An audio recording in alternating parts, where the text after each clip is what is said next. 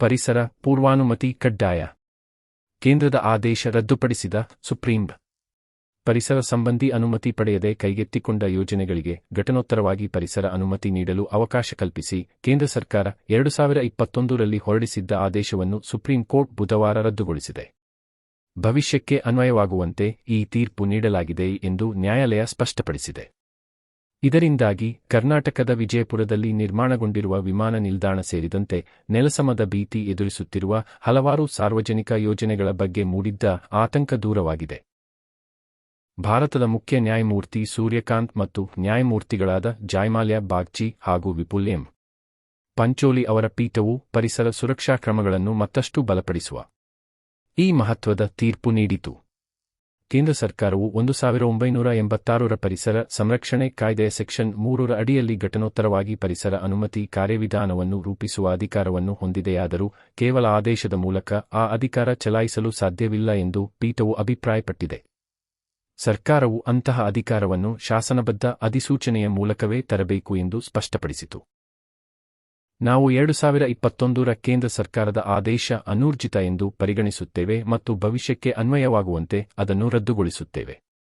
ಸಂವಿಧಾನದ 142ನೇ ವಿಧಿಯ ಅಡಿಯಲ್ಲಿ ನಮ್ಮ ಅಧಿಕಾರ ಬಳಸಿಕೊಂಡು ಈ ನಿರ್ಧಾರ ತೆಗೆದುಕೊಂಡಿದ್ದೇವೆ ಎಂದು ಪೀಠ ಹೇಳಿದೆ. 2021ರ ಜುಲೈ 7ರ ಆದೇಶವು ಪರಿಸರ ಸಂರಕ್ಷಣೆ ಕಾಯ್ದೆಯನ್ನು ಉಲ್ಲಂಘಿಸುತ್ತದೆ. 2006ರ ಪರಿಸರದ ಮೇಲಿನ ಪರಿಣಾಮಗಳ ಮೌಲ್ಯಮಾಪನ ಯ ಅಧಿಸೂಚನೆ ಅಡಿಯಲ್ಲಿ ಕಡ್ಡಾಯವಾದ ಪರಿಸರ ಅನುಮತಿ ಅವಶ್ಯಕತೆಯನ್ನು ಉಲ್ಲಂಘಿಸಿದವರಿಗೆ ಆ ಆದೇಶವು ನೆರವಾಗುವಂತಿದೆ ಎಂದು ಪೀಠ ತಿಳಿಸಿತು. ಸರ್ಕಾರವು ಶಾಸನಬದ್ಧ ಅಧಿಸೂಚನೆ ಮೂಲಕ ತಿದ್ದುಪಡಿ ಮಾಡದ ಹೊರತು ಪ್ರತಿ ಯೋಜನೆಯೂ 2006ರ ಅಧಿಸೂಚನೆಯ ಅಡಿಯಲ್ಲಿ ಪರಿಸರ ಅನುಮತಿ ಪಡೆಯುವುದು ಕಡ್ಡಾಯವಾಗಿದೆ ಎಂದು ನ್ಯಾಯಮೂರ್ತಿ ಬಾಗ್ಚಿ ಹೇಳಿದರು. ವಿದ್ಯಾರ್ಥಿಗಳ ಮೇಲೆ ಬಲ ಪ್ರಯೋಗಕ್ಕೆ ಸೂಚಿಸಿದ್ದೇ? ಅಮಿತ್ ಶಾ, ರಾಹುಲ್ ಗಾಂಧಿ. ನೀಟ್ ಪ್ರಶ್ನೆ ಪತ್ರಿಕೆ ಸೋರಿಕೆ ವಿಚಾರವಾಗಿ ಪ್ರತಿಭಟಿಸುತ್ತಿದ್ದ ವಿದ್ಯಾರ್ಥಿಗಳ ಮೇಲೆ ಬಲಪ್ರಯೋಗ ನಡೆಸುವುದಕ್ಕೆ ಕೇಂದ್ರ ಗೃಹ ಸಚಿವ ಅಮಿತ್ ಶಾ ಅವರು ಪೊಲೀಸರಿಗೆ ಅಧಿಕಾರ ನೀಡಿದ್ದರು ಎಂಬ ವಿರೋಧ ಪಕ್ಷದ ನಾಯಕ ರಾಹುಲ್ ಗಾಂಧಿ ಅವರ ಆರೋಪ ಲೋಕಸಭೆಯಲ್ಲಿ ಬುಧವಾರ ಕೋಲಾಹಲಕ್ಕೆ ಕಾರಣವಾಯಿತು. ಪ್ರಶ್ನೆ ಪತ್ರಿಕೆ ಸೋರಿಕೆ ತಡೆಯುವ ಉದ್ದೇಶದ ಮಸೂದೆ ಮೇಲಿನ ಚರ್ಚೆಯಲ್ಲಿ ಪಾಲ್ಗೊಂಡು ಮಾತನಾಡಿದ ರಾಹುಲ್ ಬಿಜೆಪಿ ಹಾಗೂ ಆ ಪಕ್ಷದ ಬೆಂಬಲಿಗರ ವಿರುದ್ಧ ಹರಿತ ವಾಗ್ಬಾಣಗಳಿಂದ ದಾಳಿ ನಡೆಸಿದರು. ಇದು ಆಡಳಿತ ಮತ್ತು ವಿಪಕ್ಷ ಪಾಳೆಯದ ನಡುವೆ ವಾಗ್ಯುದ್ಧಕ್ಕೂ ಕಾರಣವಾಯಿತು. ರಾಹುಲ್ ಅವರ ಹೇಳಿಕೆಯಿಂದ ಉಂಟಾದ ಗದ್ದಲದಿಂದಾಗಿ ಸದನವನ್ನು 2 ಬಾರಿ ಮುಂದೂಡಲಾಯಿತು. ಚರ್ಚೆ ವೇಳೆ ರಾಹುಲ್ ಅಸಂಸದೀಯ ಪದಗಳನ್ನು ಬಳಸಿದ್ದಾರೆ ಎಂದು ಸಂಸದೀಯ ವ್ಯವಹಾರಗಳ ಸಚಿವ ಕಿರಣ್ ರಿಜಿಜು ಆಕ್ಷೇಪಿಸಿದರು. ನಂತರ ಅವರು ಬಳಸಿದ ಅಸಂಸದೀಯ ಪದಗಳನ್ನು ಕಡತದಿಂದ ತೆಗೆದುಹಾಕಲಾಗುವುದು ಎಂದು ಸ್ಪೀಕರ್ ಓಂ ಬಿರ್ಲಾ ಪ್ರಕಟಿಸಿದರು. ವಾಗ್ದಾಳಿ ಮಸೂದೆ ಮೇಲಿನ ಚರ್ಚೆ ವೇಳೆ ಗೃಹ ಸಚಿವ ಅಮಿತ್ ಶಾ ಹೆದರಿದ್ದಾರೆ. ಹೀಗಾಗಿಯೇ ಅವರು ಕಲಾಪಕ್ಕೆ ಹಾಜರಾಗಿಲ್ಲ ಎಂದು ರಾಹುಲ್ ಟೀಕಿಸಿದರು. ಇದರಿಂದ ಕೆರಳಿದ ಆಡಳಿತ ಪಕ್ಷದ ಸದಸ್ಯರು ಆಕ್ಷೇಪ ವ್ಯಕ್ತಪಡಿಸಿದರು.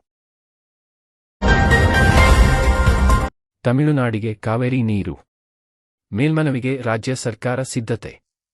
ತಮಿಳುನಾಡಿಗೆ ಕಾವೇರಿ ನೀರು ಹರಿಸುವ ವಿಷಯದಲ್ಲಿ ಕಾವೇರಿ ನೀರು ನಿಯಂತ್ರಣ ಸಮಿತಿಯ ಶಿಫಾರಸಿನ ವಿರುದ್ಧ ಕಾವೇರಿ ನೀರು ನಿರ್ವಹಣಾ ಪ್ರಾಧಿಕಾರಕ್ಕೆ ಮೇಲ್ಮನವಿ ಸಲ್ಲಿಸಲಾಗುವುದು. ಈ ಬಗ್ಗೆ ಅಡ್ವೊಕೇಟ್ ಜನರಲ್, ಕಾನೂನು ತಜ್ಞರು ಹಾಗೂ ಅಧಿಕಾರಿಗಳ ಜೊತೆ ಸಭೆ ನಡೆಸಲಾಗಿದ್ದು ಮೇಲ್ಮನವಿಗೆ ಸಿದ್ಧತೆ ಮಾಡಿಕೊಳ್ಳಲಾಗುತ್ತಿದೆ ಎಂದು ಮುಖ್ಯಮಂತ್ರಿ ಡಿ.ಕೆ. ಶಿವಕುಮಾರ್ ತಿಳಿಸಿದರು. ಕಾನೂನು ತಜ್ಞರ ಜತೆಗೆ ಸಭೆ ನಡೆಸಿದ ಬಳಿಕ ದೆಹಲಿಯ ಕರ್ನಾಟಕ ಭವನದಲ್ಲಿ ಅವರು ಮಾತನಾಡಿದರು. ಈ ಬಾರಿ ವರುಣ ಕೃಪೆ ತೋರಿಲ್ಲ. ಕಾವೇರಿ ನೀರು ಹರಿಸಬೇಕು ಎಂಬ ತಮಿಳುನಾಡಿನ ಮನವಿಯನ್ನು ಸಮಿತಿಯು ಈ ಹಿಂದೆ 2 ಬಾರಿ ತಿರಸ್ಕರಿಸಿತ್ತು. ಈ ಬಾರಿ ನೀರು ಹರಿಸಲು ಸೂಚಿಸಿದೆ. ಈ ಶಿಫಾರಸಿನ ವಿರುದ್ಧ ಮೇಲ್ಮನವಿ ಸಲ್ಲಿಸಲು ಸಚಿವ ರಾಮಲಿಂಗಾರೆಡ್ಡಿ ಹಾಗೂ ಸಂಬಂಧಪಟ್ಟ ಅಧಿಕಾರಿಗಳ ಜೊತೆ ಚರ್ಚೆ ಮಾಡಿದ್ದೇನೆ ಎಂದರು. ಬೆಂಗಳೂರಿಗೆ ಮರಳಿದ ನಂತರ ವಿರೋಧ ಪಕ್ಷದ ನಾಯಕರ ಜೊತೆಯೂ ಈ ಬಗ್ಗೆ ಚರ್ಚೆ ಮಾಡಲಾಗುವುದು. ಈ ಮಧ್ಯೆ ತಮಿಳುನಾಡು ಮುಖ್ಯಮಂತ್ರಿಯವರು ನನ್ನ ಜೊತೆ ಚರ್ಚೆ ಮಾಡಲು ಇಂಗಿತ ವ್ಯಕ್ತಪಡಿಸಿ ಮುಖ್ಯ ಕಾರ್ಯದರ್ಶಿಗೆ ಪತ್ರ ಬರೆದಿದ್ದಾರೆ. ಅಲ್ಲದೆ ನನ್ನ ಜತೆ ದೂರವಾಣಿ ಮೂಲಕ ಮಾತನಾಡಿದ್ದಾರೆ. ನಾವು ಅವರಿಗೆ ಕೊಡಬೇಕಾದ ಗೌರವ ನೀಡಿದ್ದು ಸಭೆಗೆ ಬನ್ನಿ ಎಂದು ಹೇಳಿದ್ದೇನೆ ಎಂದರು. ಕಾವೇರಿ ಭಾಗದ ಪರಿಸ್ಥಿತಿ ವೀಕ್ಷಿಸಲು ಮನವಿ. ರಾಜ್ಯದ ಕಾವೇರಿ ಜಲಾನಯನ ಪ್ರದೇಶದ ಪರಿಸ್ಥಿತಿಯನ್ನು ವೀಕ್ಷಿಸುವಂತೆ ವಿಜಯ್ ಅವರಿಗೆ ಮನವಿ ಮಾಡಿದ್ದೇನೆ. ಅದಕ್ಕೆ ಅಗತ್ಯವಿರುವ ಹೆಲಿಕಾಪ್ಟರ್ ವ್ಯವಸ್ಥೆ ಮಾಡಲಾಗುವುದು ಎಂದು ಹೇಳಿದ್ದೇನೆ. ಅವರಿಗೂ ವಾಸ್ತವ ಪರಿಸ್ಥಿತಿಯ ಅನುಭವ ಆಗಬೇಕು. ಅವರ ತೀರ್ಮಾನವೇನು ಎಂಬುದನ್ನು ನೋಡೋಣ ಎಂದು ಹೇಳಿದರು. ರಿಕ್ವೆಸ್ಟ್ ಮಾಡಿದ್ದೇನೆ. ಅದಕ್ಕೆಲ್ಲ ವೀಕ್ಷಣೆ ಮಾಡಲಿಕ್ಕೆ ಹೇಳಿದೆ. ನೋಡೋಣ ಅವ್ರಿಗೂ ಫ್ಯಾಕ್ಚುಯಲ್ ಅನುಭವ ಆದಷ್ಟು ಒಳ್ಳೆಯದು. ಆ ದೃಷ್ಟಿಯಿಂದ ಒಂದು ಮಹತ್ವದಂತ ನಿರ್ಣಯ, ಸೌಹಾರ್ದದ ನಿರ್ಣಯ, ಅಭಿಪ್ರಾಯಗಳು, ಅವ್ರ ವಿಚಾರ ಏನಿದೆ ಅಂತ ನನಗಿನ್ನ ಅರ್ಥ ಆಗಿಲ್ಲ.